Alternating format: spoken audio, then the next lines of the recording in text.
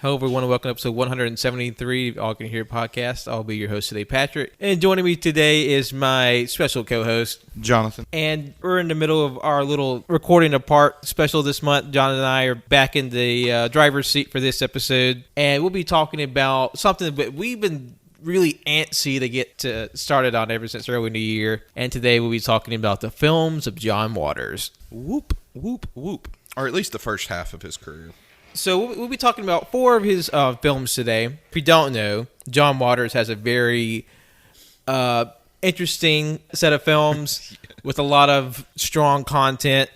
Yeah, John Waters is not for everybody, and I will say, content warning for everything. Yeah, like I guess if you want to be specifics, content warning for violence, sex, nudity, animal abuse, incest, sexual assault. Yeah. But basically, anything along the lines of anything that's considered taboo, just keep that in mind before going into this episode, because we are going to discuss these films. Not necessarily in depth, but like we did early in the year with Takashi Miike, another controversial and content dubious director. There will be some material covered in the films and in discussion that may be a little upsetting for everyone, may not be to everyone's palate and taste. And that's okay. That doesn't mean these films are bad or wrong. It's just that's just the content within, and that has to sort of be addressed up front. Yeah, so like if any of that stuff is sensitive to you and you just want to skip out on this, no hard feelings. We totally get it. So, but we did want to get a little to John Waters himself personally. He was born April 22nd, 1946. He grew up in Lutherville, Maryland, which is 20 minutes outside of Baltimore. In Baltimore, it plays like a permanent role in his film because just about all of them take place in Baltimore. It's just a city that he's always drew inspiration from and he always really loved, and that really does come across in his films because they're all self there, and it just like has a quintessential quality about it. Yeah. Just like I said, like a little bit of overview. As a young man, he had a rather normal childhood considering the content that he puts out. But he said his very ordinary Roman Catholic lifestyle as a child was very important to him because it was learning from a very rigid rule-based society that he learned which rules to break. Mm-hmm. Because he's known as the king of bad taste in his films. The Pope of Trash. So there's a distinction for him. There's good bad taste, which he tries to put across in his film, and there's bad taste. Just some interesting stories. His parents were like really bewildered by his eccentricity as a child, but were nonetheless supportive of their peculiar child. They gave him a lot of money for his earliest films. Yeah, like I remember looking into him a while back, and his dad gave him like $10,000 for either Pink Flamingos or Multiple Maniacs. And I was like, well, fuck, I wish my parents had that kind of money just to bankroll my obscene art projects. Yeah, and then on top of that, that's like 1960s, 1970s money too. So you have to adjust that for inflation. I will say that later on, after he had found his acclaim, he was able to reimburse his father with interest for really supporting and sticking with him despite all the weird shit. Because I'm sure they probably just saw their kid doing something they didn't know what the hell was happening. He got his start making films. He used a camera he was gifted to from his grandmother, and he just sort of went around filming what he could, filming what he can, and like exploring the underbelly of Baltimore. He met like all these people from the counterculture in the city, and through that he started to show his films there. Like a lot of his earliest films were played in like churches at night because he was able to convince, being a good Roman Catholic boy, to show his films at church with no supervision. So you just have like all these weird, depraved, obscene films playing in a church, and he just like gained fame and gained notoriety and like really ingratiated himself into the counterculture of Baltimore. And through that, he found a lot of new friends and friends that would be frequently cast in his films, which are known as the Dreamlanders. Like all the people he come to know and all the recurring faces you see in a lot of John Waters films, especially the earlier ones. Yeah, like Mink Stole, Edith Massey, and of course Divine, which, I mean, he's rose all those up to basically stardom. Yeah, and it's really interesting because he met Divine in a beatnik bar that was formerly a French restaurant. Divine, it's sort of hard to talk about John Waters without mentioning Divine because they're inexorably linked with each other. He was John Waters' muse. John Waters called him the most beautiful woman in the world, almost. It's actually pretty funny because Divine, or his birth name, Glenn Milstead, they grew up like 6 houses across from each other. They went to the same school, and they had like a very similar early life, and that sort of eventually through the crowds they ran through, they eventually became friends, and they just had this very long and prolific personal relationship and as well as a business relationship. Mm-hmm.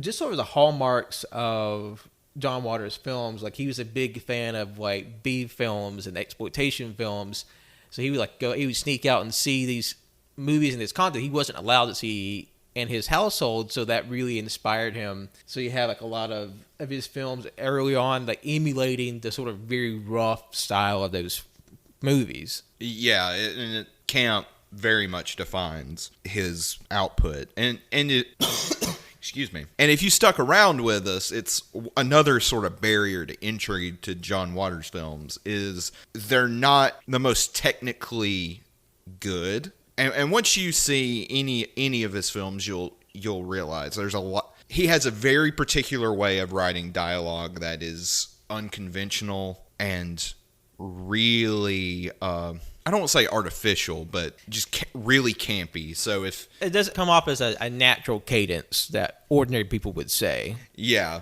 And I mean, and that gives rise to the infamous John Waters monologue where people just go off ranting various obscenities at other characters. But, and like I said, if you're not like a huge fan of just like camp and intentional, bad, cheesy stuff, the Waters is not going to be for you.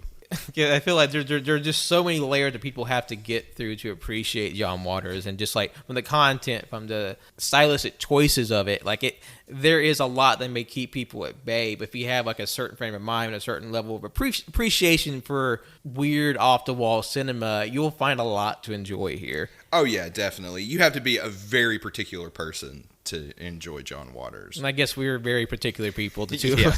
But if you enjoy it, it makes it a really special experience. So go ahead and go into our first movie, 1972, possibly his most famous and infamous movie, and that's Pink Flamingos. Yeah, this is the movie I don't want to say best known for, because he also did Hairspray, which was actually pretty big success. And he also did some other, actually mainstream movies in the 90s. Like Cry Baby was a big one in the 80s after Hairspray as a mainstream film. Yeah, or Serial Mom, movies like that. But Pink Flamingos is probably the movie that is most connected to him and Divine in particular. With the iconic poster of Divine in the dress with the gun and everything, and as John Waters himself said, the human forehead was not able to contain Divine's makeup. And one of my favorite quotes about the movie from John Waters is that he considered the film, quote, a terrorist act on the tyranny of good taste.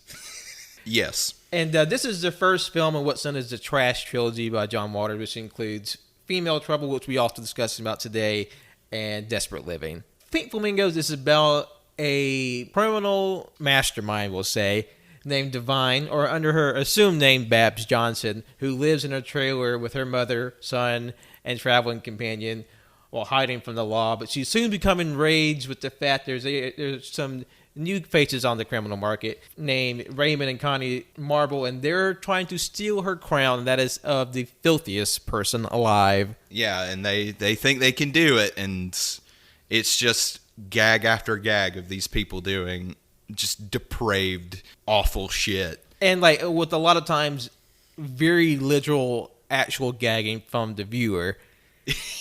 Yes. Because this movie is very hard to stomach because it's just that nauseating. But damn, we had a good time watching it, even though it was, of all the films, this is probably the hardest one you'll probably have to come across. Yeah, we had to really find it.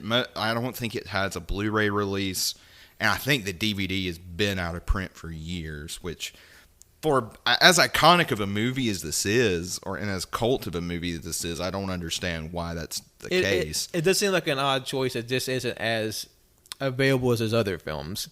Yeah, I mean, and granted, like a lot of his lesser known films were picked up by Criterion. Come on, where's Pink Flamingo? We need to see all that graphic detail and crisp 4K. I need to see that singing asshole in 1080p. God damn it! Singing asshole. What does that mean? Well, that's just one of the many things. Like, it's kind of hard to pick where to begin with this because it's such a bizarre film. Like, because you see Divine sort of have like this, it's like unusual home life in this trailer with her family and friends, but like it quickly veers off into just the surreal very quickly. Yeah, like you said, I don't know where to really start because it's not a traditional plot in the conventional sense where, you know, it has a beginning, middle, and end, and it's fairly linear, but it's pretty episodic, just with that thin plot line of who's going to be the filthiest person alive. Could you have Divine living in her trailer with her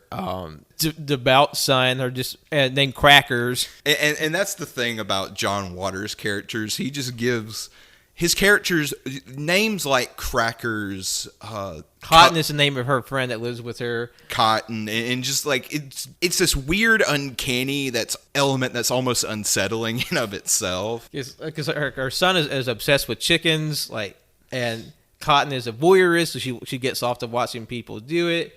Her mother is just inexplicably an adult baby.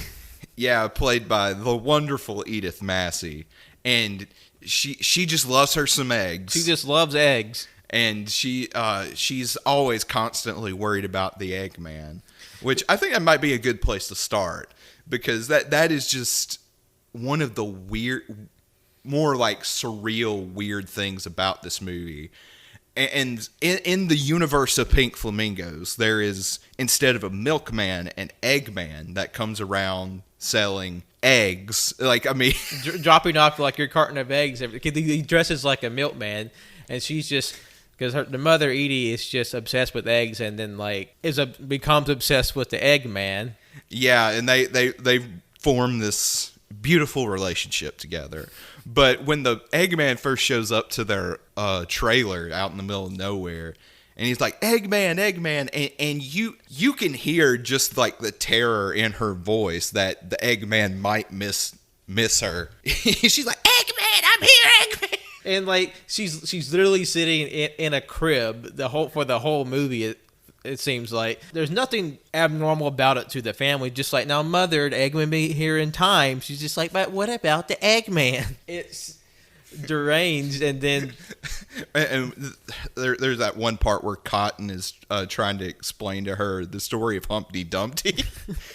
How can a person be an egg, Cotton? How can a person be an egg? And oh god, that's the thing about this movie in particular. It's probably the most quotable of his movies, just of weird, insane bullshit.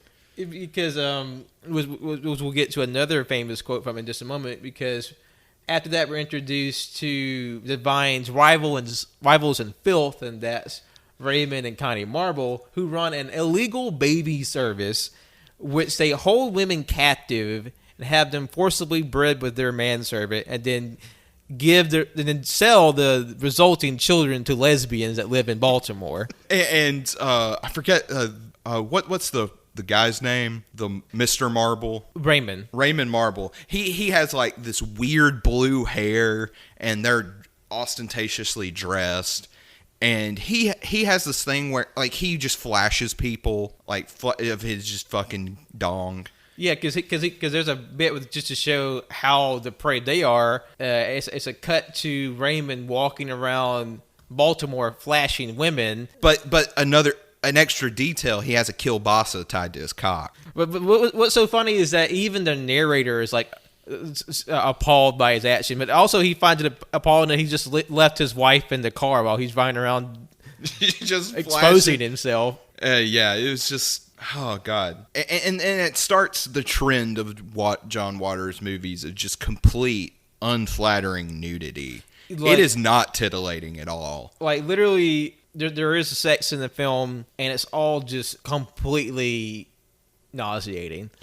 Oh, yeah, especially when Divine gives Crackers the incest blowjob, and it's so sad. She says it's the most divine gift a mother can give her son, and she just literally sucks his dick. Unedited, like completely straight on, she's sucking this guy's dick in the movie. It's just like, what the literal fuck? And then the Marbles, they have also weird, gross, bony sex in their bedroom. Yes, and it's... I just don't... It's like, what can you say about this movie that hasn't really already been said, other than just... I guess we can just go through, like, bit by bit. Because one of the quotes that I wanted to talk about is when a lesbian couple is coming to try to acquire a baby from the Marbles, leads to, I guess there's just two kinds of people, Miss Sandstone. My kind of people and assholes. And it's rather obvious which category you fall into. Have a nice day. Yes. And even though that's coming from the Marvels, that's like the ethos of every John Waters movie, where there is one group that's trying to control another group, but the other group is just too fucking weird for anyone to handle. They are just too bizarre to be subjected by larger society. And eventually they come onto Divine's radar, and they're very appalled at the fact that anyone else could be possibly more disgusting and more depraved than they are. So they fire the first salvo in this war, which leads to another great quote. Divine gets a package at their motorhome, and she opens it with an appalling shriek. It's like, someone has sent me a bowel movement. There's one that a literal, actual turd was smelled to her. It's a turd, Mama! It's a turd! God. And then when the Marbles go up to do more reconnaissance, there's this big, wild party at the Johnson household, which leads to just like all these weird, monstrous people just dancing around. It's just, oh my God. Which leads to the singing asshole bit, which is... There's a guy, you don't see his face, he just has his butt cheek spread all the way open, and he's like, I would say dilating his asshole to the beat of the Birds to Word. This is the territory of movie that we're dealing with. We talked about the guy with a kielbasa attached to his dong. There's another part of that scene where he flashes this one lady, and then she flashes him back, and she has a fucking dick too. Because she's a transgender woman, and he's like, "Whoa, I'm throwing it right back at you." And what was funny was that was like a week before her bottom surgery. So like there was this weird period of time that was just caught on camera. Yeah. It just shows like how integrated John Waters was into like this community that didn't really have like a line of sight in the film, even though he picked like obviously the most like weird and grotesque people within this like ostracized part of like Baltimore society. Yeah, and the way he shoots Baltimore in all of his films is not flattering at all. It's always the more downtrodden parts of town, and it's like gross. And you feel like you'll get hepatitis if you touch anything.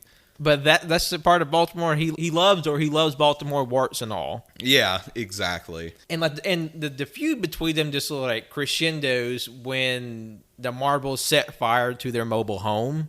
Yeah, and like Miss Marble does this weird like fucking chant before she throws the torch on the fucking camper that they live in. And she nearly set herself on fire right before she threw it into the camper. Yeah, you can see, because she's like wearing this like fur coat, and you can see her like trying to like hide the coat before tossing the torch. And what's funny too is like their address is just trailer or something like that. Yeah, that's it. That's all there is. So like they legitimately like live off the grid, live on the outskirts of society. And I guess it just we can just sort of get to the climax of the movie. It's hard to say, where Divine and her crew find the Marbles house. When they're not there, they go in and they start licking the house. They just start licking the furniture, everything. And then when the Marbles get home, the furniture rejects them because apparently they're filthy. Divine and her crew's filthiness has some sort of like supernatural power. It's like a horse. Like we experience the true filthiness, and you are no longer worthy. So it just rejects them somehow. Yeah, and that's the point where it has the weird mother-son blowjob. That's just to further deprave the house, to to make it that much more ugly and unlivable. As monstrous as Divine is, even she is repulsed by the fact that they're running like this weird baby dungeon.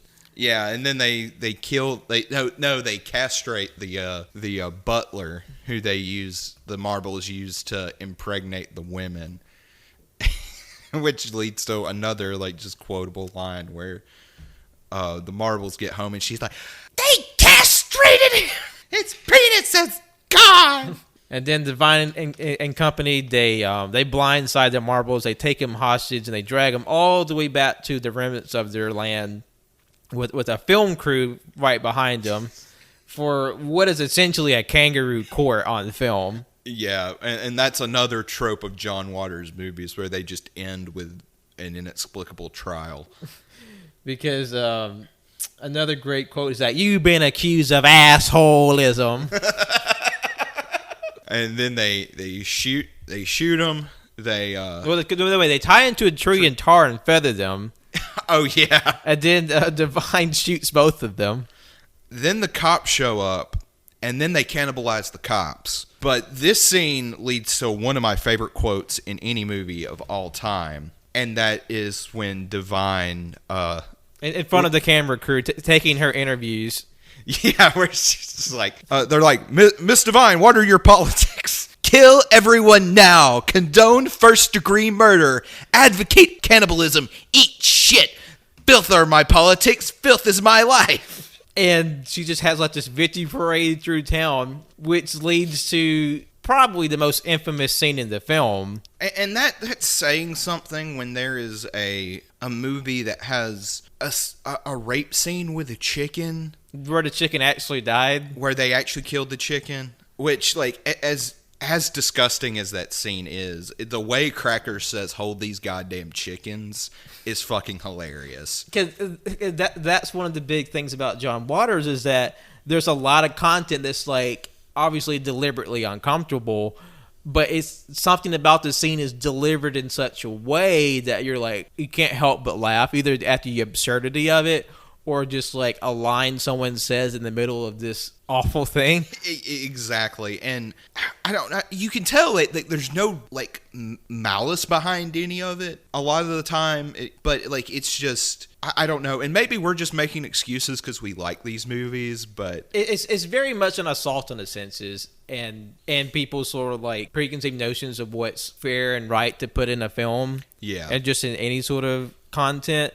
And that's very much a big debate about his films. It's like he's making a statement of like art needs to push the boundaries of society, and by pushing those boundaries, people can get offended. Mm-hmm. People can be made uncomfortable. How do you push these like social mores and norms and like what is considered objectionable in film? Yeah, and a lot of people sort of, I don't know. I feel like John Waters probably gets used as with like Mel Brooks as an excuse of like, well, you can't make that type of film today. Which you certainly cannot. Which, like, yeah, there is definitely some truth into that. But at the same time, I think part of the reason these movies do stand the test of time and aren't as, I guess, as reviled as, say, something, earlier in film history, it is because it is very tongue-in-cheek. And it's sort of hard to criticize something when that's, like, the intent of it. Like, you still don't have to like it. Yeah. But that's just... That's sort of the whole point of it. It's by design to be like provocative and upsetting, but like of course it's a different way. Someone saying like truly something defamatory and obscene. Yeah, and also this movie was very much a reaction to the legalization of porn and porno chic, which is where they like. The golden age of porn in the 70s, where they actually made movies that just had porn in it. So, and Deep Throat was like a mainstream hit. Talk about a movie with unflattering nudity. Yeah. Everybody in that movie is butt-ass ugly. But it sold like hotcakes, and the 70s, whenever that movie came out. So it's like, and John Waters is like, well, how do you push this even further when, porn is now accepted? He's like, well, hold my beer. Because we're about to watch an unedited shot of a person eating fresh dog shit. And literal shit. It's not fake. Like, you see the shit come out of the dog's ass, and then Divine pick it up and put it into her mouth. And you can see her, like, she's trying her best to keep it down. But, man... Like, you see her, like, visibly, like, retch. Yeah, she almost, like, throws it up. And what's funny about that scene is that they fed that poodle a diet of steak for 3 days prior. Oh, man. And they followed the dog around for 3 hours waiting for it to shit for the scene. And then, like, Divine had, like, all these, like, breath mints and, like, mouthwash just to get all the shit out. And then once it was over the next day, so I feel like, okay, I'm a little concerned now. So he called the hospital, asked what he should do, and he didn't cop to eating dookie. So he's just like, he feigned being a woman. It's like, oh yes, my son ate shit, and I didn't know what to do. So I hold your son, 24, and just like, oh well, just tell him to wash his mouth and keep an eye out for it, because the worst you'll get are these little white worms. And he sort of just bluffed through that phone call and just like took that like over the phone remedy to heart for the next few days. Jesus Christ. And just like some other interesting like behind the scenes stuff about the film, because like just going through the research for this film, it's kind of like crazy the journey that the film went on and just like what people experienced. Because like the first trailer for the film had no actual footage from the movie. It was just people reacting to it. Yeah. Because, I mean, like, how can you put any scene in this movie into a trailer and make that trailer coherent? I mean, you can't. Or even, like, acceptable to air on regular TV or normal movie theaters. Yeah, and this is back in the 70s when, like, FCC restrictions were much more stringent. And speaking of the movie theater, this Pink Flamingos was shown in, like, in a very limited release in very certain theaters. It was, like, literally one of the first midnight movies. Yeah, I think El Topo was a year before. Yes, El Topo by Alejandro Jodorowsky. That was considered, like, by many to be the first midnight movie, which is another just very provocative, upsetting, off-the-wall, psychedelic Western. I've not seen that one. I have seen The Holy Mountain. Holy Mountain's one of my favorite movies. And I know that movie's just butt-fuck crazy, and John's trying to get the house to watch it for quite a while now. Yes. I don't know how well it will go over, but it'll be an experience nonetheless. Exactly. Yeah, and the thing is this movie wasn't necessarily immediate success. And it wasn't until it got, I forget the name of the theater, but there's this specific theater in New York that showed all those movies, and that's how they gained the notoriety that they did. Like, it was El Topo, Pink Flamingos, Rocky Horror, Eraserhead.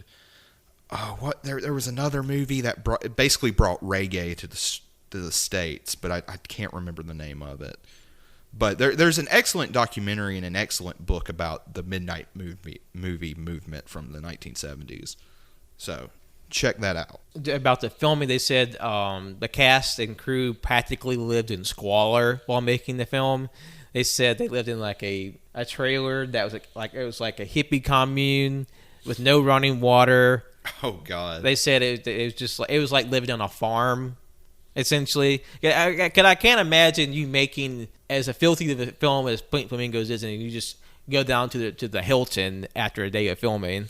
No, yeah, and as grungy and dirty as everyone looks, there's no way you can cake that much filth on every single day. And just speaking to filth, it's like there was a moment in filming where Divine was stopped by cops for under suspicion of shoplifting, and he was like, "Oh no, I'm preparing for a role as a shoplifter," and he managed to talk his way out of being arrested. Oh wow, yeah, because there is a scene in this movie where Divine shoplifts a steak and shoves it up her dress. So she's just walking with this flap of meat like tucked between her legs. To just like other wild things, like the movie was made for $10,000. And a lot of the props were getting either from dumpster diving in the city or just outright theft. Yeah. And And a lot of the women's wardrobe in the film, they're taken from like a bin outside the local Salvation Army. Yeah, that all makes sense. And they must have filmed it like really late in the winter, because there are multiple points in the movies, especially during outside scenes, where you can visibly see everyone's breath. Yeah. And not everyone's dressed for the appropriately. In particular, Edith Massey and her little playpen, like I like if you look carefully, I mean, you can see her teeth chattering. Yeah, at one point. They really had a hard time filming that movie in a lot of different ways. And you say it was filmed for $10,000, and normally you'd be like, "Oh wow, you can't you can tell it was made for $10,000." It seems like it was less. I feel like I wonder if there's like an itemized bill of like what they spent their money on, because a part of it is obviously deliberately low budget. Part of it is like because they had no money to film. Yeah, and then part of it was it was just a bunch of assholes who didn't really know what they were doing, but they were just like, fuck it, trial by fire. And you can really, and as we go through these sets of movies, you see John Waters get better and better as a director, because like the camera work in Pink Flamingos is really shaky. It's really not even competent, I would say. I mean, it very much holds still. There's not a lot of dynamic camera movement. When there's a monologue that's about to happen, you see the camera zoom in on the character, and when their monologue's about to end, it zooms back out. It's it very much feels in a lot of ways like a weird, surreal home movie. I would say that, yeah. And one thing I thought was interesting doing the research is apparently John Waters was inspired to do Pink Flamingos by driving around Baltimore, looking at local trailer parks and just wondering what it was like to live there and what the people did there. What were their stories?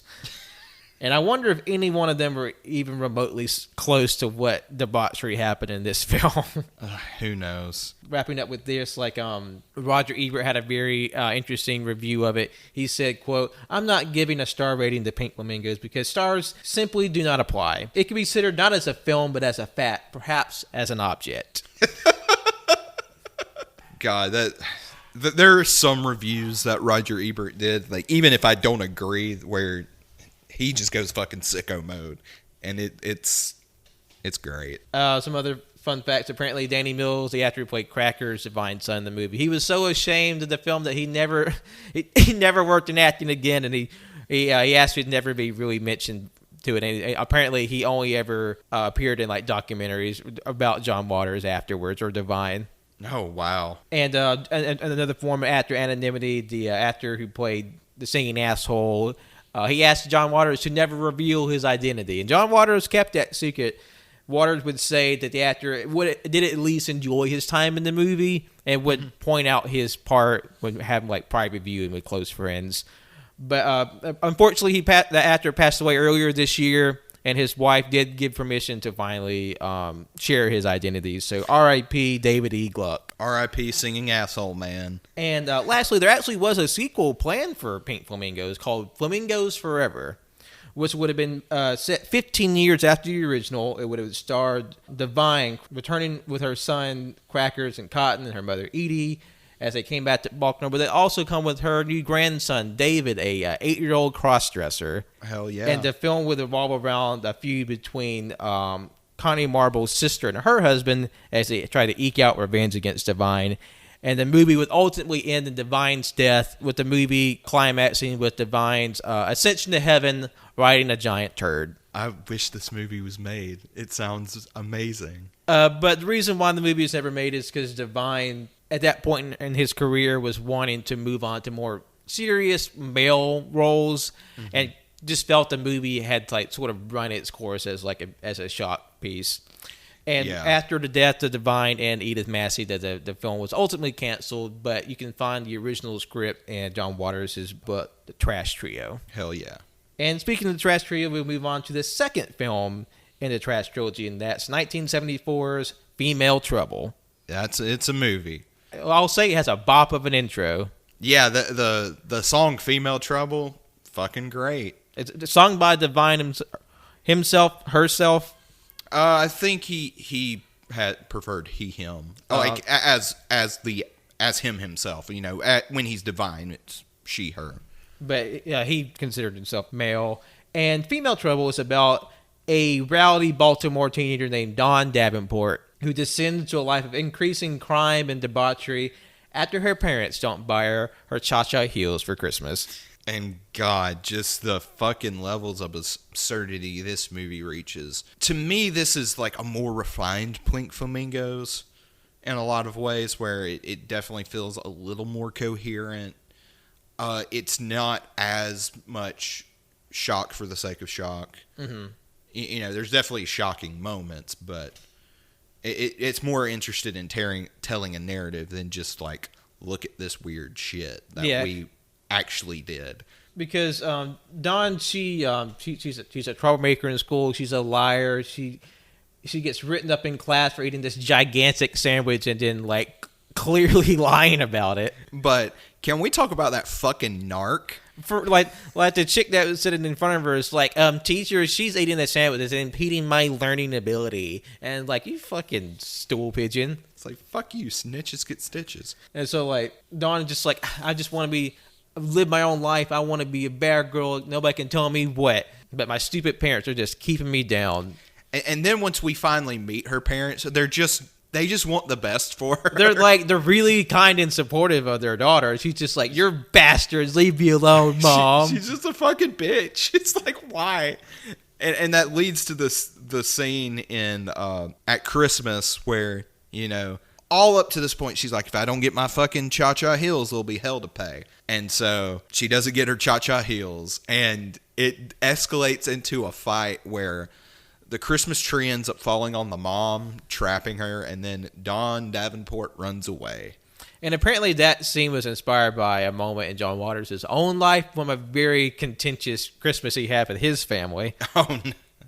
Whether or not his mother ended up buried underneath a Christmas tree, who knows? Who knows? But yeah, and this film really starts a trend of John Waters movies where it really delves into not so much delves into, that's more like Polyester and Hairspray, but like the American family and just like the seedy underbelly of it. Like just like that very well-kept veneer is hiding underneath, like, you know, like sordid secrets and just like a lot of ugliness.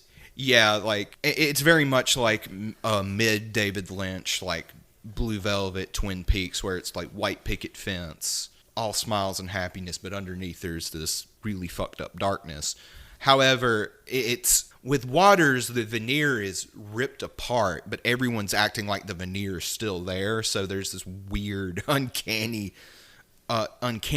on top of just the dialogue being campy, the acting being campy as well. So it in some places it does get a little unnerving how everyone's trying to like act like this is normal, but everyone knows, what the fuck is this? This isn't normal. Because like there are definitely characters and situations where they themselves are unaware of how absurd and deranged it is, but they act like, oh, we're just normal, we're just going about our lives, when there's like literally just like gross naked people doing stuff. Yeah. And there definitely some more moments in Female Trouble that like really skirt the line to being genuinely uncomfortable, because like, yeah, like, because I guess content warning now, because part of when Dawn runs away, she hitchhikes and catches a ride from a man named Earl Peterson, which is played by Divine in his masculine self, and they have like sex on the side of the road. It starts off kind of a little molesty, and then they get into it, and then Dawn steals his wallet while they're having sex on the side of the road. Yeah, it's fucking weird, and then on top of that, the whole meta sense of Divine literally fucking himself. Yeah. Too. It's like, what?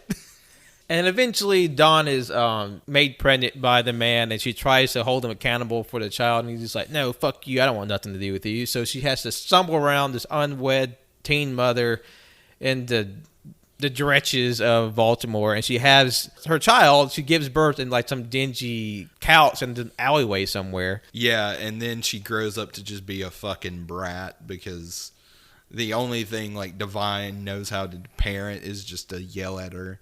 And only really, quote, parents her when the girl gets on her nerves. Yeah, because she keeps the kid out of school, and just like the kid's just like a brat, just runs around screaming. Dawn won't do anything for the child. It's just like, why are you acting this way? Because you're a bitch, mom. But it's her fault. Yeah. And we forgot to mention that in the birthing scene, you see like an actual newborn baby, and then Divine actually chews through a real umbilical cord. Oh, God. So, like, never say Divine didn't go all the way for her art. Exactly. And so Taffy, her daughter, is just this little brat and just constantly screaming, making noise. But Dawn wants like this glamorous life of a rebel, of an outlaw, and she feels like just saddled down with Taffy, which is where these new characters come in, the Dashers. A elegant and refined couple that own a beauty store. It's so acclaimed that people have to audition in order to get their hair cut there. Yeah, the whole like rule set of how this works is really muddy and confusing and doesn't really make sense a lot of the time. But so, Dawn, she auditions to have her hair cut there, and she ends up meeting and I guess falling in love with the hairdresser Gator. But the Dashers, they see Dawn as an opportunity because they want to open this art exhibit that's like showing the poor in their natural habitat, quote unquote. And like they have like this whole like infatuation, this like romanticization of like crime and villainy. So they see this potential with Dawn. It's like, oh, she's just like rabble-rousing, like derelict, so we can make her like our idol and follow her around and use her. So they start getting into her heads like, oh, you're just like a monstrous, diabolical woman. We need you to make this wonderful art. So like Devon starts like getting more and more into like crime villains, like breaking windows, shoplifting, and strutting around town, just being like as ghastly as possible. Yeah, definitely playing it up, playing that persona up that wouldn't be there if the Dashers hadn't pushed her to that point. And like because like you see like her running around town being just a delinquent, and like with real actual shot footage of people reacting to in real time to Divine and her get up, just like stumbling around town looking bizarre and unkept, and just like because Dawn wants to be like a star, and so like she's really falling into the trap of just like, oh, I'll become a star and I'll become infamous. That's how I'll get my fame. Yeah. As she's sort of falling in love with Gator, Gator's like trying to figure out his own feelings, but also trying to appease his Aunt Ida, played by the incomparable Edith Massey. Yes, and like how a lot of heterosexual parents will treat their gay children in that, it's like, oh, it's just a phase.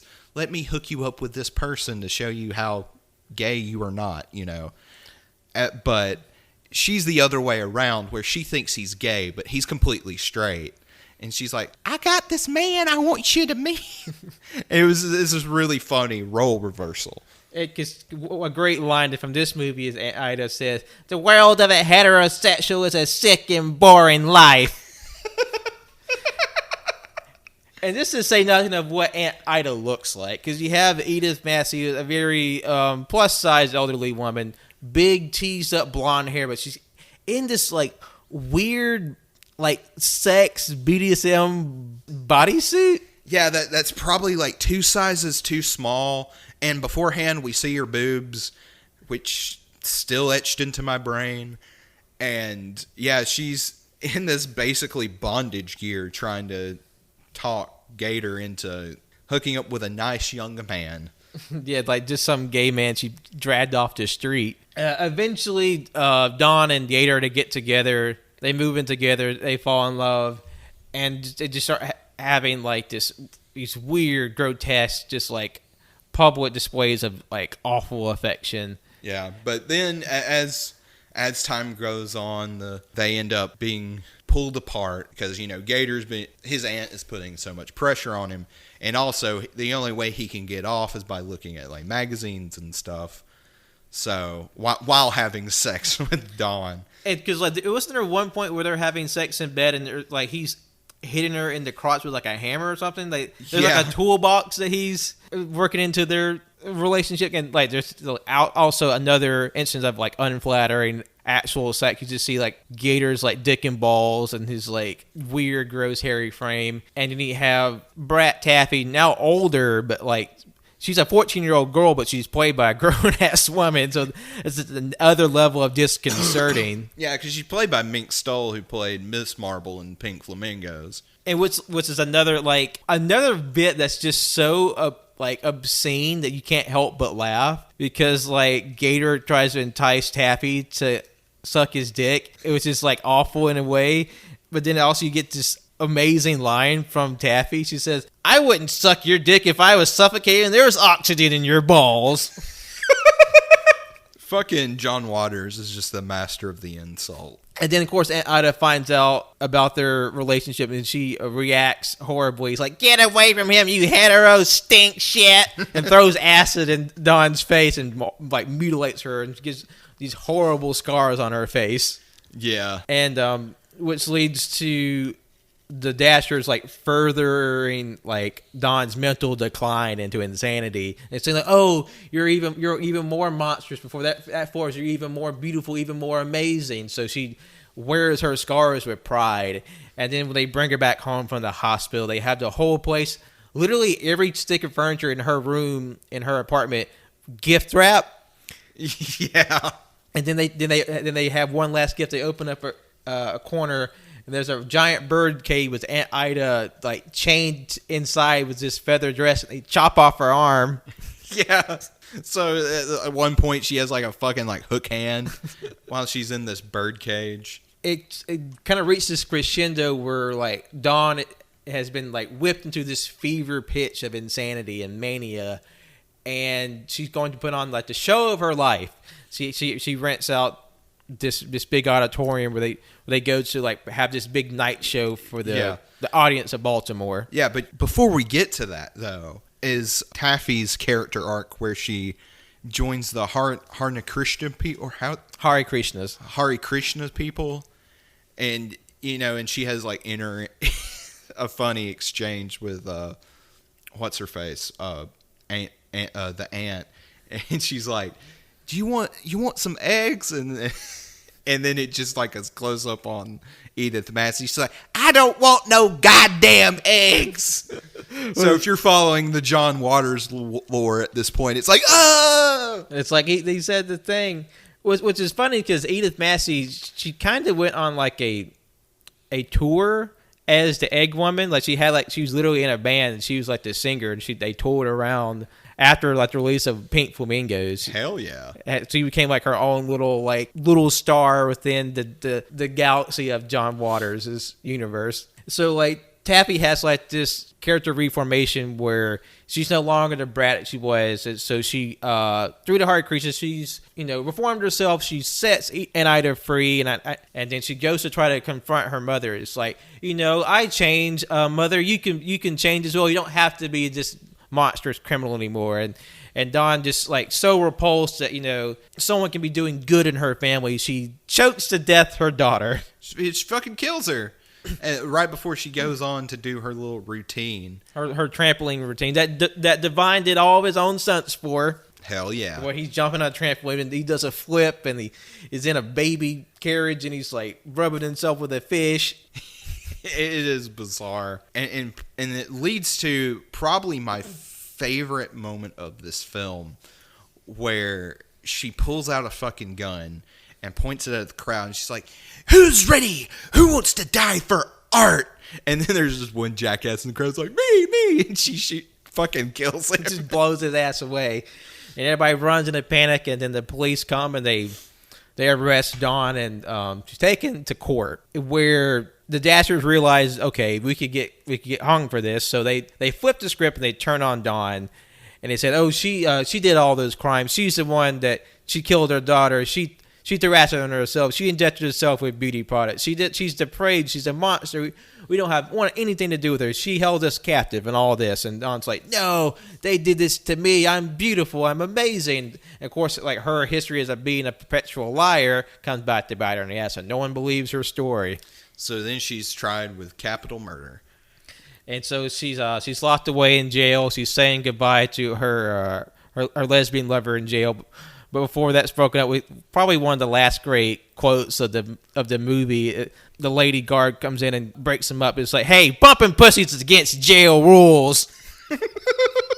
And then the movie ends with Dawn being sent to the electric chair. And so she's executed as a state criminal, and that's where the movie ends, just rather abruptly, in typical John Waters fashion.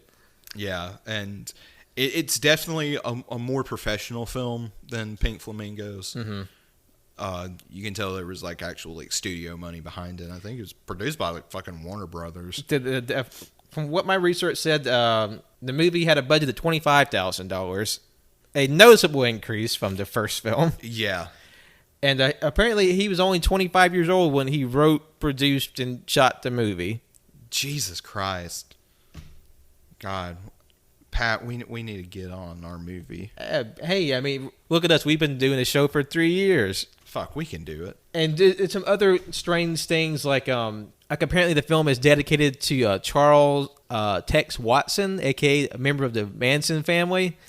Yeah, and one thing I read was that John Waters advocated the release of one of the Manson family or something like that. I know he visited Tex in jail, and Tex gifted him a toy helicopter that he made that was actually in the film. Over the years, John Waters did regret that move, because it just sort of having like a flippant, humorous like reference to the Manson family. So that was one of the things he realized that was in bad taste. Yeah, that's where he crossed the line too far. And apparently he was very surprised that the prison that final scene was shot in allowed him to bring an electric chair into the facility, because apparently one of the few prisons in the area that didn't have executions, and he kind of used that scene to demonstrate his anti-capital punishment stance. Yeah. Whether or not that came across, that was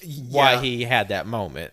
Yeah, I mean, I didn't take that from the movie, but knowing who John Waters is, I mean, makes sense. Just because the reference is oblique doesn't mean it's not there. Exactly. Divine said she took a lot of cues from her performance in this movie from her own childhood, just being like a middle-class brat that always got what she wanted. Mm-hmm. And a film critic named Rex Reed famously hated the film, with a quote saying, "Where do these people come from? Where do they go when the sun goes down? Isn't there a law or something?" And apparently John Waters loved that quote so much that he had it put on the premiere theater. He had it put in local newspapers ads, and eventually it was even put on the back of the DVD case. Hell yes. And the scene where Taffy is playing car accident in the house. Oh my God, I've totally forgot about that. Which was a scene where like Taffy has like a toy car all made up. It was like she's squirting ketchup on herself, and she has like all this debris around. It's like, and Divine comes in. It's like, Taffy, I told you not to play car accident in the house. Apparently, that scene was inspired by John Waters' own childhood, who he was, quote, obsessed with car accidents as a child, and had his mother take him out to junkyards to look at mangled cars. All right. And one last note, apparently he was promoting the film at a Belgian film festival, and an interpreter became so uncomfortable with his description of the film that she stopped translating what he was saying and started saying something completely different to the audience. Oh, God. Which he didn't find out until years later, that she had flipped the script on him without him knowing. Yeah. But yeah, this movie, I was surprised how much I really enjoyed it. Mm-hmm. It is still rough around the edges. but it doesn't have necessarily the edge that Pink Flamingos does. But it's still really entertaining. Yeah. There's still a lot of just... There's a lot of genuinely funny moments because John Waters is a great comedic writer. Yeah, and there's just a lot of really... Throughout all of his movies, just these understated bits. Mm-hmm. Like there's one in Hairspray where like where the show they dance on is like called Corny something. Corny Collins. Corny Collins, and it's almost like a dig at it itself. And we'll get more into like all that. But one thing I did notice, I don't know if you caught during just like an understated bit, during while all the kids are dancing, you see one kid like just put his hands all over the girl he's dancing with ass, just like a handful of ass. Jesus. So you have like these two big films in his early career that is like just full of just like weird like schlock and just depravity that really set the stage for his fame, and like through that notoriety he gained all this sort of like insight into the business, and like that built his name and just sort of building his revenue. And through these sort of more hard to stomach films, it allowed him to secure a place to do more mainstream films. Mm-hmm. Which is where we get to with the next film, which is Polyester, released in 1991. Yeah. And this is about the very beleaguered life of a housewife named Francine Fishpaw. And she has to deal with just the constant nagging and embarrassment of her very dysfunctional family. Her husband, Elmer Fishpaw, runs the local adult films cinema. And he's just a fucking son of a bitch. Just like actively degrades her, takes her for granted. Her daughter Lulu is just this wild hellion of a child. She runs around town dancing and shacking up with the local bad boys. She has her son Dexter, who apparently is a foot fetishist and goes around town stepping and stomping on the feet of the women in the city. He is the serial foot stomper. He's the stomper. While it is his most mainstream film up to the point, I feel like it's just weird limbo film. Maybe not limbo, but like this bridge. It doesn't have the weird, I guess, like X-rated content of his earlier film, but it's still debaucherous in its own way. But it replaces that obscene content with just like genuinely absurd, off the wall content. Yes, even if it's not an explicit, it's just still batshit crazy. It is just so fucking bizarre. And this is the film in particular that really delves into the American family. Mm-hmm. And I mean, it really goes into like how shitty it treats women too. Like, obviously in a more comedic and just like we said before, bizarre way. But like this just poor woman goes through all this shit, but she ends up coming out on top in the end. Yeah, because as absurd and over the top and like darkly comedic as this film is, at least for me, like you have a genuine empathy for Francine Fishpaw in the film, because like her family's just that awful and negligent to her. And when she gets nothing but herself, and she still just gets, or no, like even her own mother takes advantage of her and degrades her, literally stealing money out of her purse. And like her best friend is supportive, but just kind of becomes more and more absent-minded as it goes along, because her friend, before the film starts, was a maid and gets inheritance once that one of the family she used to work for died. So she's becoming more and more like rich and sort of above it all. And her best friend is played by Edith Massey, and her character name is Cuddles Kavinsky. And she's the only person in the movie that treats Francine like a human. Yeah. And she is genuinely like involved and sympathetic and caring for her friend. But of course, just being the quirk of Edie Massey's character, she's completely left to center and just like not really present in the real world, but she still goes out of her way to help Francine in her own way. Like, because we watched this film last night, and me and Pat were talking afterwards, and God, this was the hardest we both laughed in a long time. Like, I legit belly laughed like 3 or 4 times throughout this film, because there's just like some just amazingly absurd bits. So before we get to that, I did want to mention one of the big highlights of the film, just to illustrate out how bizarre it is the odorama gimmick for the film. Oh yeah. Which is a smell-o-vision gimmick where the movie in the theaters came with a scratch and snips card with 10 circles that you can scratch, and whenever a number would flash on the screen, you would scratch that corresponding circle, and you would smell what Francine is smelling its own, because he has like this heightened sense of smell, and that sort of it's a sort of a plot point throughout the film, how like she noticed her husband's infidelity and all these weird things that happen because she has such an acute sense of smell. But it's not all roses, as the first sniff was. It has like these really gross scents, like a skunk and like a fart and dirty shoes, and it's all these other gross scents mixed in with like more palatable smells, like of air freshener or something. And this gimmick was actually inspired by William Castle, who was like a very well-known director who specialized in horror, and that came from like just like big wild gimmicks he would do. And because John Waters loved his film The Tingler, starring Vincent Price, and he had like, because William Castle would have like flashing-eyed skeleton like swing down in the middle of a movie theater for one of his movies. They had like one movie he touted as being so scary that there was like a checkpoint, like, intermission. Hey, if you're too scared, you can leave. But in order for you to leave, you had to walk through this whole like rigmarole, like a yellow tape on the ground that led to a yellow box under a yellow light that said, and in order to leave, you had to walk through it, and it's saying like, I'm a certified coward. Like these big, wild, grand gimmicks. John Waters even did like that when he was making his own home films. Like he had his family members hide underneath his seats and like grab people by the ankles when something wild and spooky would happen in his own home films. Like that's how like he really took from these older filmmakers, and that comes across with the odorama gimmick, which is like this weird addition to the film. Yeah, and you get the Criterion edition that we have. It comes with the card, before we didn't do the scratch and sniff. Just like Criterion, can you send us a replacement that we can have for our collection?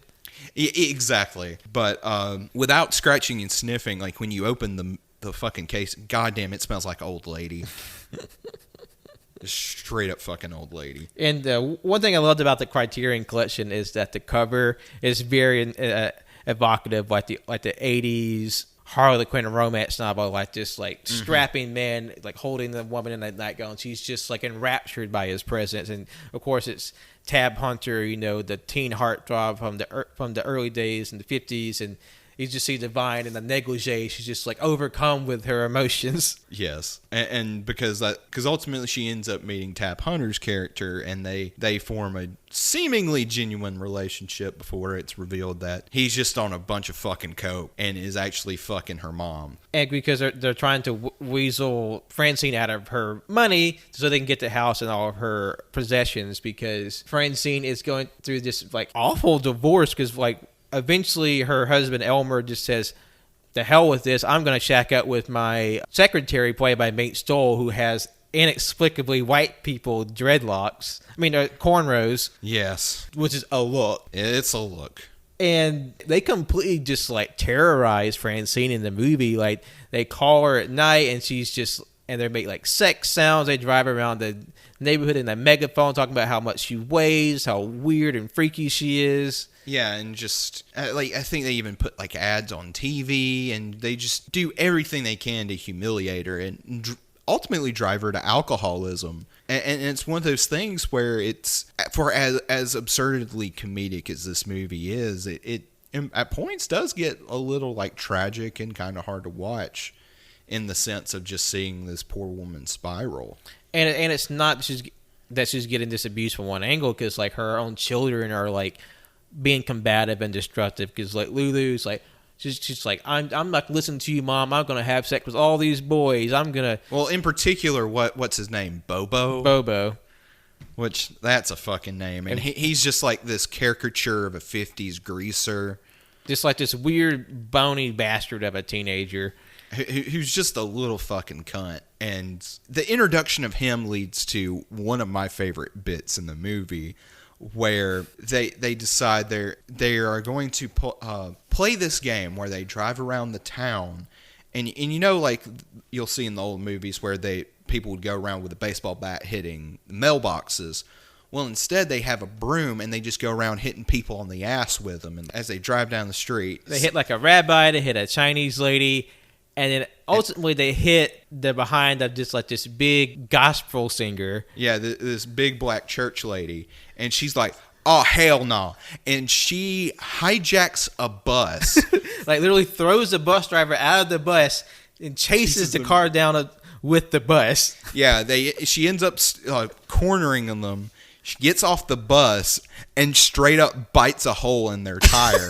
She bites a hole in their tire and deflates it. And then beats the living shit out of them. It's fucking amazing. It comes out of nowhere, and we're just screaming at what the fuck is happening. And then the next scene, you see Bobo and his crew. They're all like bandaged up and everything. And then Lulu is still damned and determined to like be with her beau. She tries to sneak out with her out of her room, and she catches Bobo on the sidewalk with his car. It's like, let's get out of here, Bobo. My mom being a bitch. And then Francine finds out, what are you doing with that boy? Get out of here. She chases him to the road with a vacuum cleaner tube. And when she gets to the car, she really inexplicably just rips the door off the car. Yeah, just fucking yeets this car door off. It's like Francine has low-key superpowers this whole movie. Super strength and super smell. Hell yeah.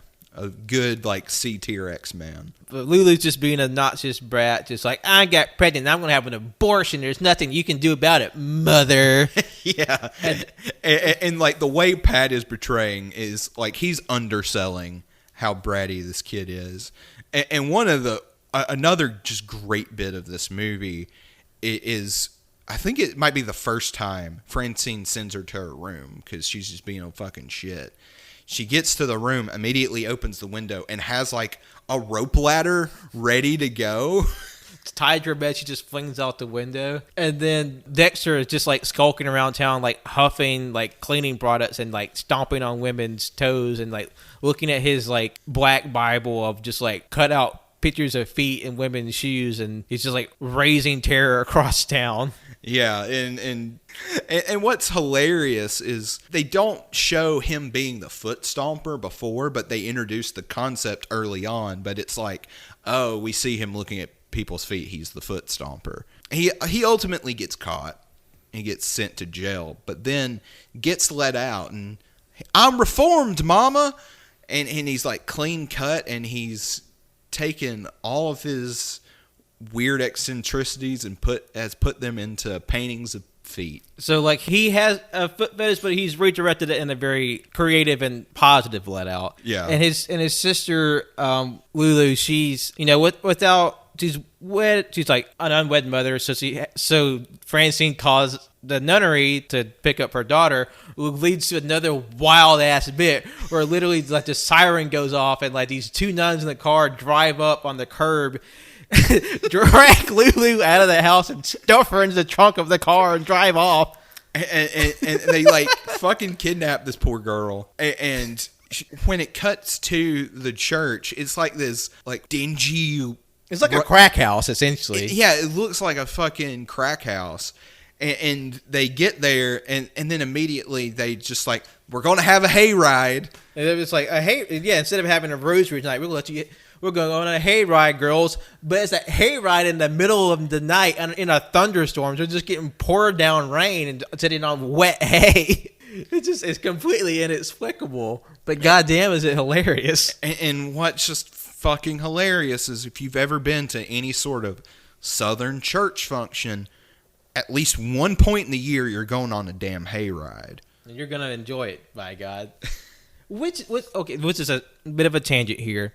Even though this movie takes place in the North, in Maryland, to me, there's quite a bit that I found just oddly familiar about the films and how, trashy the people look and sound. Because, coming from two people who lived their whole lives in Alabama, we know trash. Oh, yes. We are connoisseurs of trash. Which, it just seems wow, this isn't very far removed from us, isn't it? Yeah, but I mean, Maryland, it's not that far from, say, Virginia.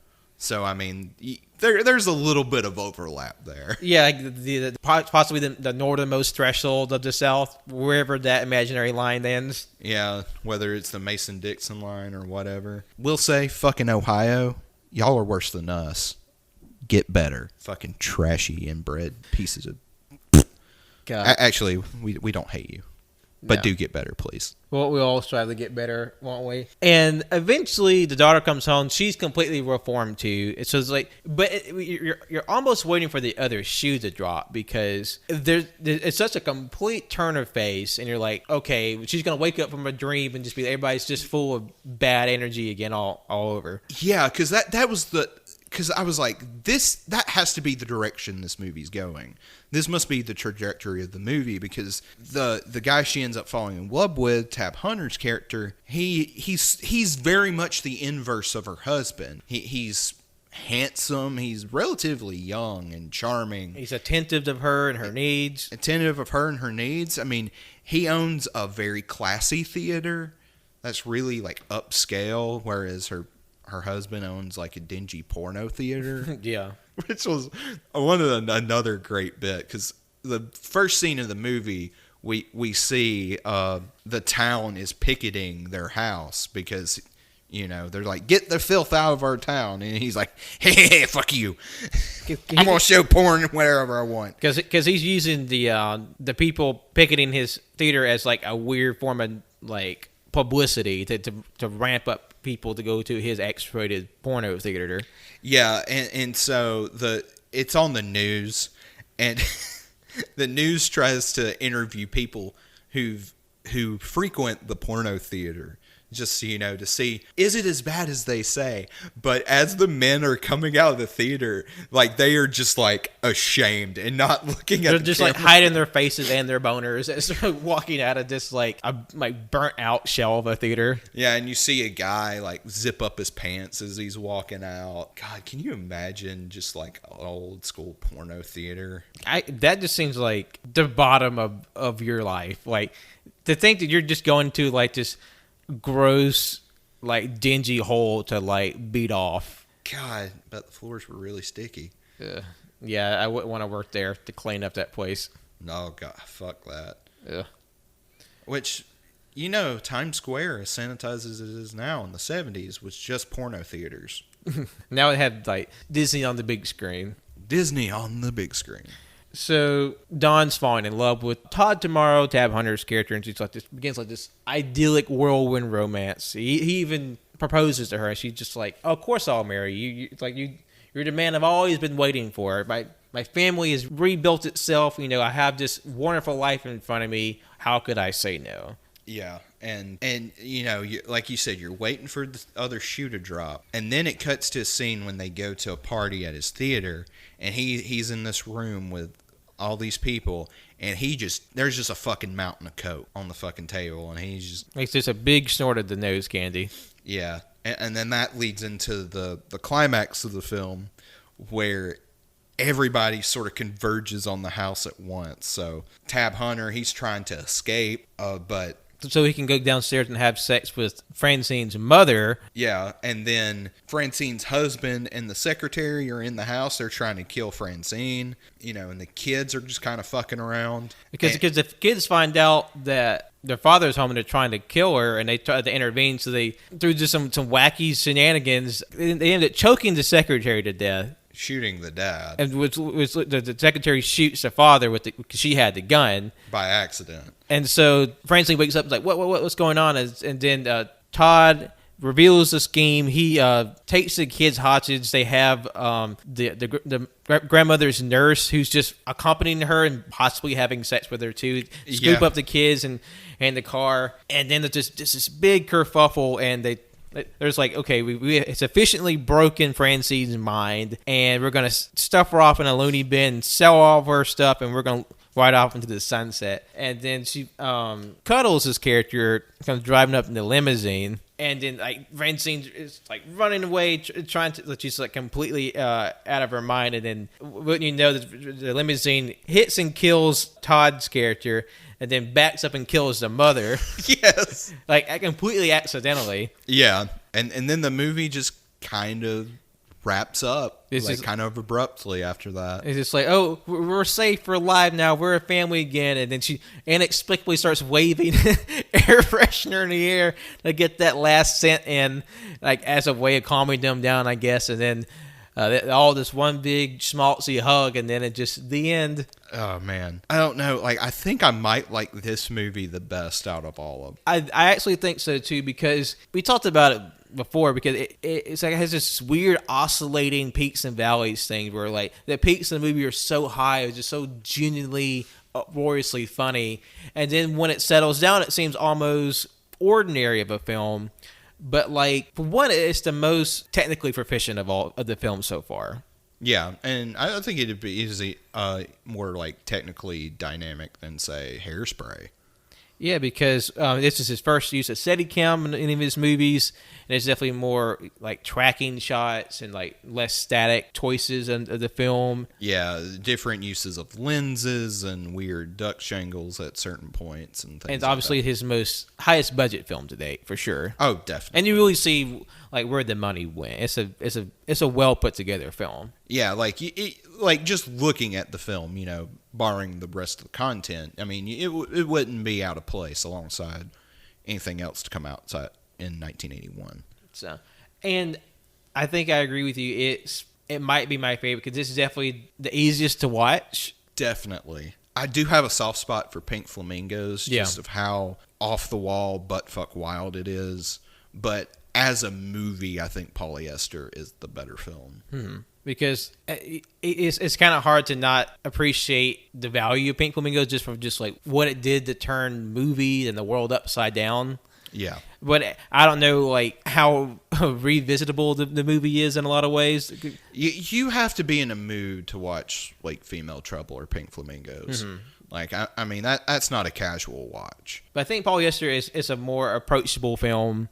If you want like a safer entry into John Waters that has some of his like weird schlockiness, but also it's much more like grounded of a film, this is probably your best bet. And if you're not, while it doesn't have the same level of explicit and like controversial material, there are a few things that kind of stick in there as a little uncomfortable, but otherwise, comparatively, it's a much easier watch. Yeah, especially early Waters. I mean, later Waters, there's probably a lot of more easier films to watch there. And just wrapping up with Polyester, I did want to mention that Devine said of his performance in this film, he channeled Elizabeth Taylor, one of his idols, and just sort of like the hard, sorrowful things she went through in her life and career. Yeah, and this was his first attempt as an actor to have a genuine emotional connection to get across to the audience. And I think he was successful in that. Yeah, because even as comedic and absurd as it is, like you said before, you do have this empathy for Francine because she's just going through all this stuff. And even as absurd as it is, a lot of the stuff that happens to her could reasonably happen. Yeah, like how many people, how many women have had, like, they give their all for their families and they just don't receive any recognition or like even thanks for what they do. Yeah, and it's just one of those things where it's like expected of them. Yeah, and especially even from the 50s when you had a stay-at-home mother and that's kind of like all they're able to do, and it was just sort of like they were a service or furniture in the home, and that's just like well, of course, that as natural as the sun rises or the wind blows, that's what you expect of the mother. Yeah, but and like I said before, like as his films tend to peel the veil off of that idyllic 1950s American family, I think this is the best film that does that.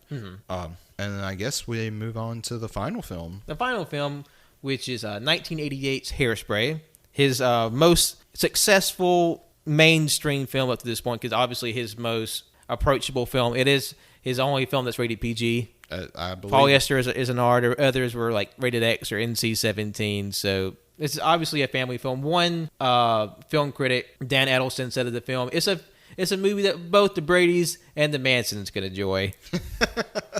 He said that, and that was his favorite review of the film. And Hairspray is about the story of a young girl named Tracy, a high schooler who loves to dance and loves her favorite show, the Corny Collins Show, has local high schoolers dancing on a weekly television show, and it's her sort of journey to be on that show and how her presence and her sensibility sort of to shift the status quo of the town. Yes. And since this movie was set in 1962. It's just this cusp of a changing era. You have the styles and the fashion and the sensibilities of the 50s still very much present and visible in the setting. Yeah. And a lot of the film deals with integration. Yeah, and big thing about race, which is done to varying levels of success. Because Tracy, like, she loves dance, and she loves all types of dance, whether it be with the popular white dances from like the fashionable black dances, and so she has like this mixture of like all these different influences, and of course, her outspokenness and just like just general like upbeat demeanor. So like, well, why are things like that? I mean, we all enjoy the same things, so why it has this weird division? Yeah, and then on top of that, one of the other her best friend mentions like. It's almost played as a joke, but it's also like a relevant point. It's like, well, I mean, do you not know Board versus the Brown of Education, which was well been passed by this point, but there were just because that law was put into effect doesn't mean that all the schools were and everything was immediately integrated. It's a very slow and painful process for a lot of people for those changes to happen.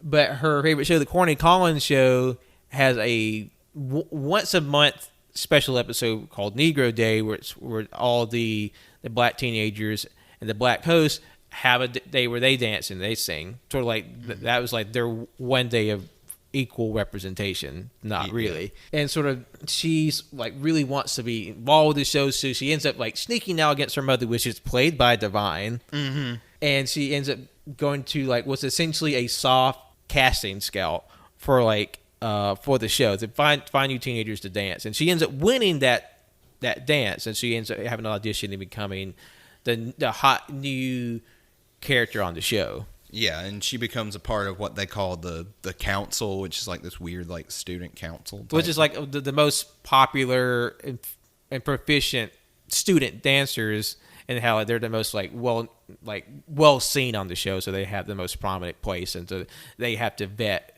any new people who want to be on. Yeah, and just like her becoming like more involved with like the hair culture and the dance culture, and she ends up like running afoul of her school board, where it's like, your hair's too big, because all the girls in the show have these big beehive and bouffant hairs, like all held up by hairspray and products. So she gets sent to detention. Or to a remedial class. Specifically the special education class. Which is where disproportionately they sent a lot of the black kids, and anyone deemed ill-fitting or learning disability they sent. And one thing we will say about the film, there is some language in it that it wouldn't fly today, but it's a vernacular that was accepted at the time. Yeah. It's essentially like the R word, wasn't that was the medical term. We won't say it here, but you know what it is. Yeah, the R slur, and I mean, I don't even think the movie goes out of its way to use the N slur in a derogatory fashion. That was just the word they used. So, like, heads up, for watching, because that will be something you see. I hear a couple of times in the film. Yeah, and it's a film about 1962 America. So there's going to be some uncomfortable things just in sort of replicating the time. Although there's some uncomfortable things, just like some really ungood, some just like bad writing. Yeah, especially at one point where just like, I get what you're saying, but that's really fucking dumb. Yeah, and how it tackles race is a little too neat, in my opinion. Yeah. Especially, this is like a year before Do the Right Thing. Yeah. So it's like, in a lot of ways, the racial commentary feels very safe, inoffensive, that it doesn't feel like it really challenges white people a lot. And this is just my opinion. I mean, you probably feel differently. I don't know. I definitely agree with you. It is a very palatable version of the systemic racism in America, and I feel like, considering it's supposed to be a family film, I'm not going to expect like some hard hitting, uncomfortable lessons. Like, oh yeah, there's enough there to make people realize or think about like the way things were and how we got here. of course, being the 80s, there were a lot of really uncomfortable racial in problems. Sorry, I couldn't say I still can't say it. Insensitivity. That's it. Thank you. There's a lot of political things and a lot of just like things happening in the world. So they have like this, I guess, like a stepping stone to sort of like to think about sort of the racial relations in America. Yeah, and that's not to say like every time it comments on race, it's bad. I think it does have some very poignant things to say, but yeah. It just seems like at the end of the day, especially the climax of the movie, it's like, well, it's integrated now. It's like, and everything's hunky dory, and they lived happily ever after. And it's like that's not how things worked. And there was like Baltimore did have a show like that, and when they did get integrated, they did get shut down. Well, because the Corny Collins program was based off the Buddy Dean show.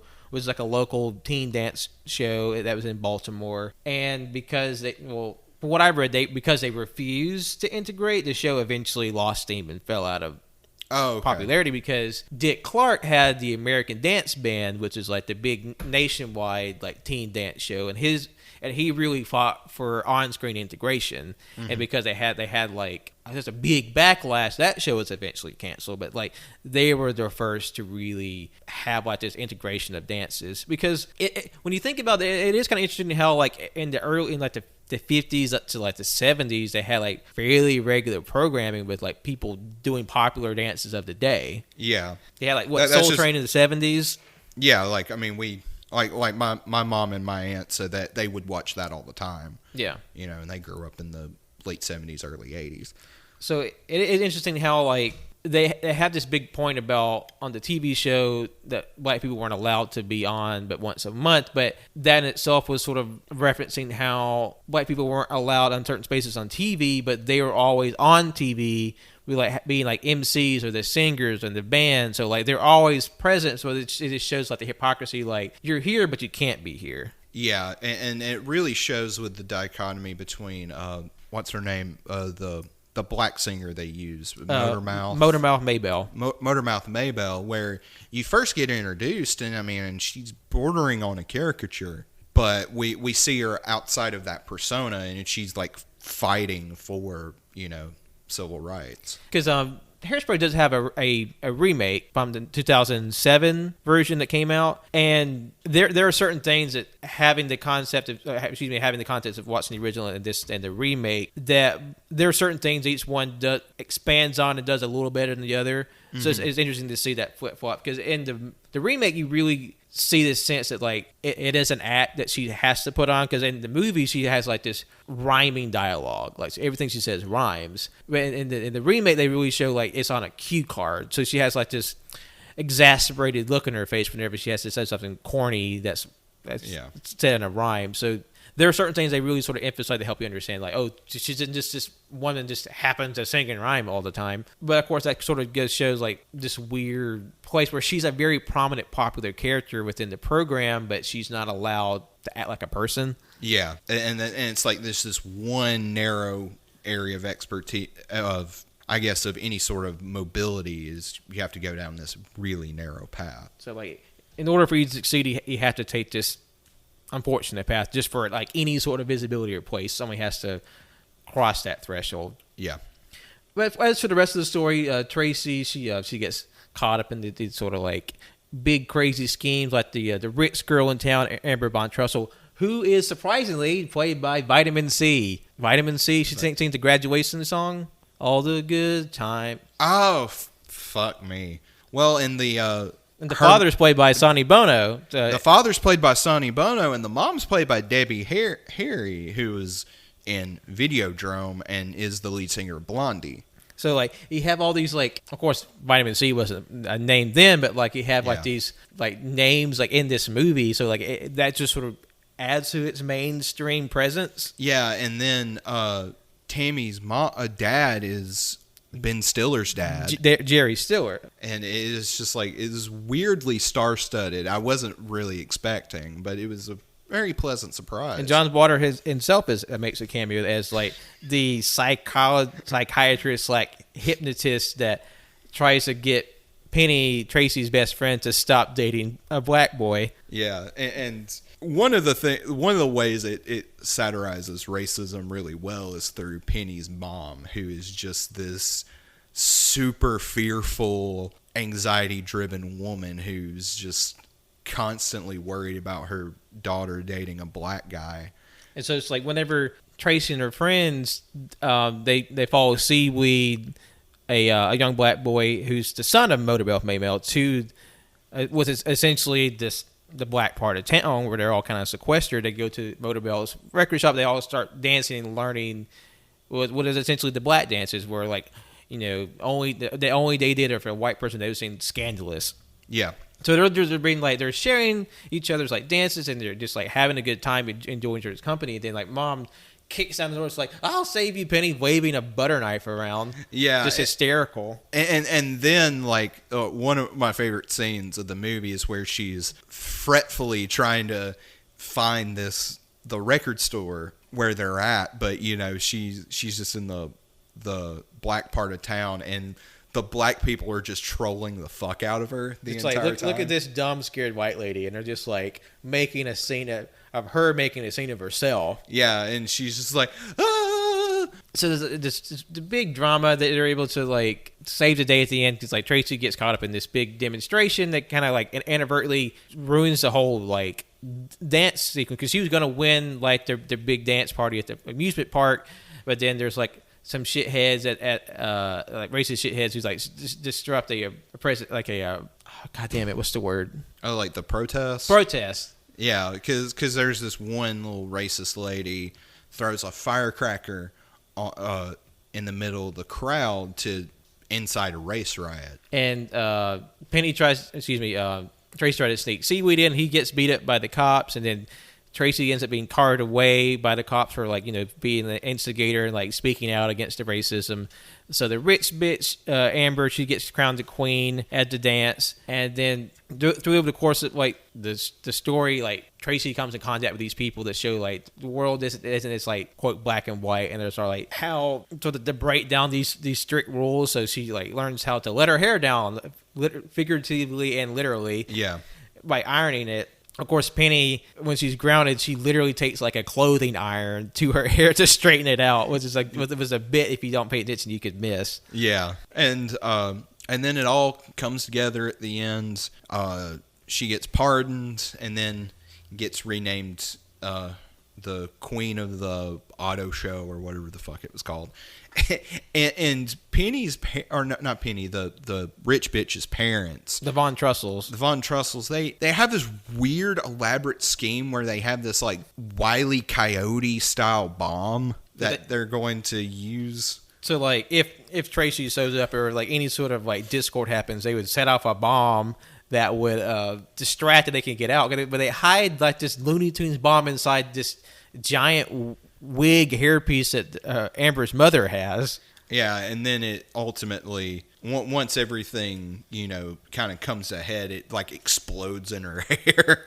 And then the Von Trussels are carted away and made to look foolish, and Tracy is sort of like given her spot as a prominence at the dance. And just like having that comparison between the movie and the remake, there's a lot I enjoy from both, because I feel like the original, a big part of it is sort of the race relations and sort of calling that out, and that's of course in the remake, but it's handled much better in the remake. Mm-hmm. Okay.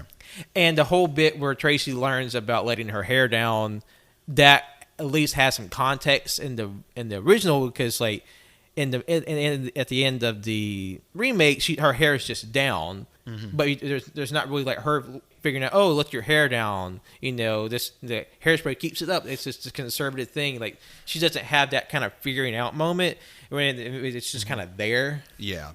And one thing I will say, because it had the movie first, and the movie the original is not really a musical. It's like a dance movie with some musical elements in it, and they had the Broadway play, and then the remake is essentially like combining the two, where it's like a mm-hmm. musical movie. Yeah, from what I understand, it's more of an adaptation of the stage show. Because there's actually like actual songs and like big production numbers.